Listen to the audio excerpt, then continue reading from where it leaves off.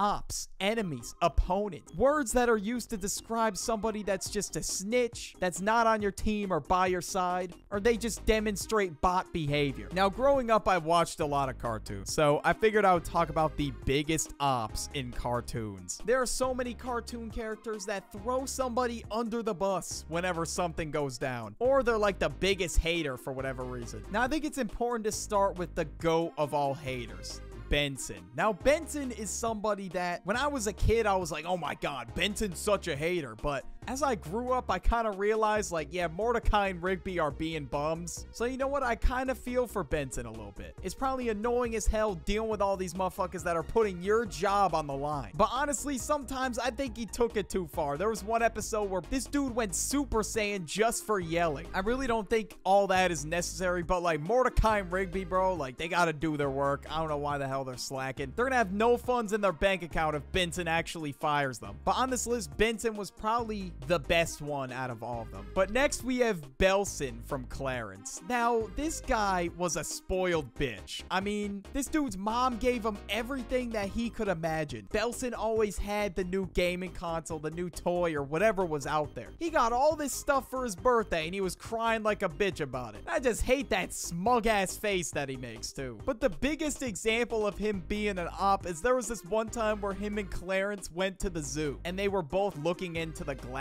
Belson started banging on it, and as soon as they get caught, this dude just throws Clarence under the bus without even thinking about it. But bro, Belson was just always miserable too. Like everybody else in the show was like very upbeat and happy all the time, but Belson just killed the vibe every time. I mean, he is pretty much the embodiment of a spoiled kid. He lives in a big ass mansion. His mom literally buys him everything he asked for. There's no question that he would be on this list. Everybody can unanimously agree that he would be on here. Next up, we got Heather from Total Drama. I never liked Heather at all, bro. I always thought she was a bitch. She would always do the most to like manipulate people. Here was to skyrocket the show's ratings just so she won the prize money. And for that reason, nobody on the show liked her. Like they would always team up against her whenever they got the chance to. And in all honesty, I really don't blame them for that. And of course, season 1 ended where she lost, which was very well deserved. But I guess she ended up winning in season 3. But if you keep doing that type of shit, like if you try to snake people over, you're just gonna get bit in the ass for it. I don't know how she won in season 3. I have no idea. But I guess it was the villain revenge arc that everybody was waiting for. Some people say Heather was their favorite character in Total Drama. I mean, in my opinion, I think there was a lot more better characters in the show than Heather. But if the host himself doesn't even like you, then you already know you're doing something wrong. Next up, we got Eric Cartman. Now, this dude is beyond evil. This is the most evil 10-year-old I have ever seen in my existence. This dude is probably more of a menace than No David. That's how you know it's serious. And like, it's really bad. There's a whole video documenting how long he would serve for every crime he committed. This dude removed Kenny's feeding tube to get a PSP. And of course, not only has he done a lot of devious activities that he should be locked up for, he is also a spoiled kid.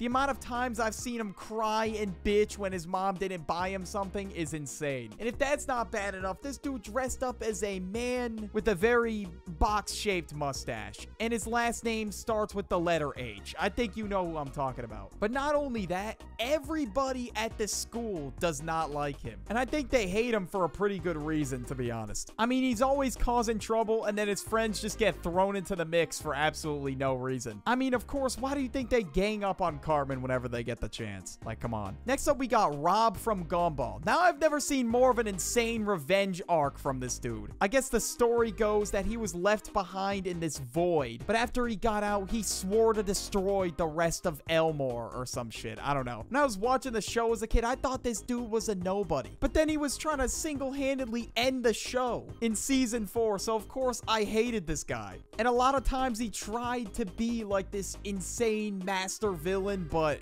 it just failed miserably. And that was basically his entire role throughout season 3 and 4. He pretty much just became the school threat as soon as he left that void. The Grinch. I genuinely haven't seen anybody that's more cold than the Grinch in my entire life. How do you hate Christmas, bro? You have to be a different breed of human. That's one of the best times of the year. Like, I look forward to it a lot. But the Grinch is the biggest bah humbug in existence, bro. This dude really went to steal everybody's presents. But thankfully, the Grinch was was tired of being a menace. He had a change of heart. So he decided to return everybody's presents back. Because apparently his heart grew 3 sizes. This is a picture of the Grinch's heart, so it doesn't exactly surprise me how miserable this dude was. I know people are gonna say in my comments that this is a movie, but listen, bro. It's still a cartoon, just not a cartoon show. And speaking of the movie, the live-action Grinch was terrifying. The amount of nightmare fuel in that movie alone is crazy. Plankton. Now, of course, Plankton's got the Napoleon complex going. He's short as hell, so he's always fuming at Mr. Krabs. I don't know why he wants the secret formula for the Krabby Patty so bad. No one is ever going to the Chum Bucket ever again, bro. That restaurant is garbage. And the fact that he even opened up his own restaurant across the street from the Krusty Krab just to rival Mr. Krabs is insane. There's no question why he's on this list. He's trying to like destroy his competition. Well, he's not even in the competition, let's be honest. The Chum Bucket will never be competing unless he really locks in and tries to make better food instead of trying to take Mr. Krabs' formula. I don't think bro is at a single customer in his restaurant throughout the entire show. And the name itself does not sound very appetizing. Candace from Phineas and Ferb. Now, Candace is the definition of no fun.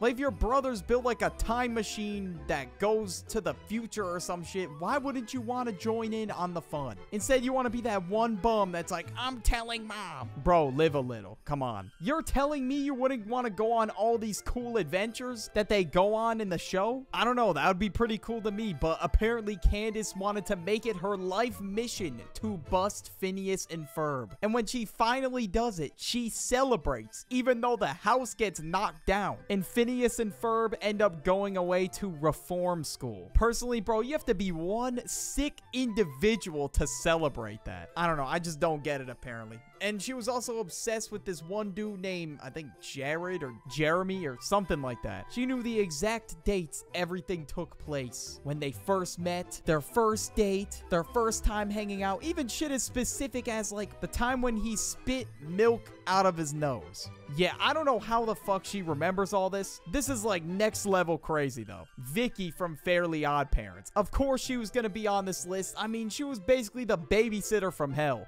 Her entire mission was to get Timmy in trouble, no matter what.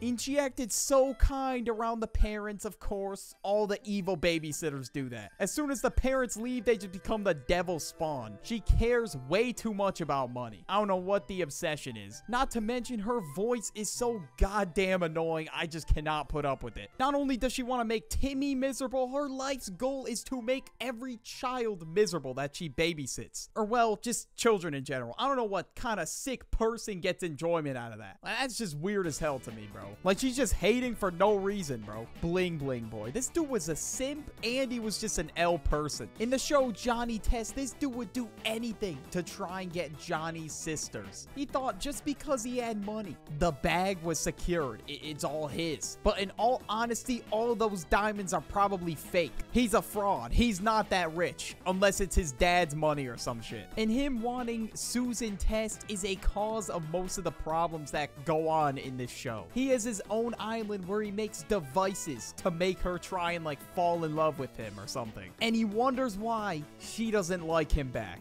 I mean, it's pretty self-explanatory, bro. He's just coming off desperate as hell. It's just never gonna work out for him. He brought her 1 million roses. A bunch of 50 roses cost like $63 on Amazon. So he spent about $1,260,000 just to impress Susan Test. That is crazy. And the main reason why he hates Johnny is I guess he feels like he's getting in the way. Randall from Recess. This dude is the biggest snitch known to man. He was like that one substitute teacher that takes notes about the entire class. He's got a whole notepad with him writing down what everybody's doing at recess. This guy's pretty much the teacher's pet and he helps the teacher Miss Finster get students in trouble. Even just for things that probably shouldn't have even got them in trouble. But yet he's got paragraphs, he's got files on people for reasons to get them in in trouble. I mean, just look at him. Look at his devious ass grin here. I don't know what he thinks getting people in trouble is gonna do. Sometimes he would just straight up stalk people. He had all these little gadgets to help him like listen in on people's conversations and shit. Literally nobody liked him, which was to be expected. I don't even think the teacher liked him, but all the teacher cared about is if he caught people being bad. And now somebody that I didn't mention was Mr. Crocker. This dude is one of the ugliest characters created in cartoon history. If you want to see a video on the ugliest cartoon characters, click this video on the end screen. Just do it.